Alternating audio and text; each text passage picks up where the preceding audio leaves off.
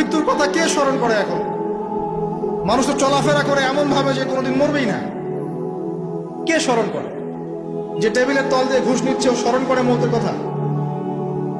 যে মেয়েটা বোরখা পরে যে ডেটিং করে বেড়াচ্ছে, জেনা করে বেড়াচ্ছে, ও কি মৃত্যুর কথা স্মরণ করে? যে ছেলেটা এখনকার যুব সমাজের বেশিরভাগই মাদকের সাথে সম্পৃক্ত, গার্লফ্রেন্ড বয়ফ্রেন্ড অ্যাফেয়ার্সে আছে, হ্যাঁ, টিকটক প্রজন্ম, আড্ডাবাজি করে সময় কাটায়, গুন্ডামি করে, মাস্তানি করে, এর মৌতের কোনো ফিকির আছে? মৃত্যুর কথা কে স্মরণ করে এখন? মানুষ তো চলাফেরা করে এমন ভাবে যে কোনোদিন মরবেই না। কে স্মরণ করে? যে টেবিলের তল দিয়ে ঘুষ নিচ্ছে ও স্মরণ করে মৌতের কথা?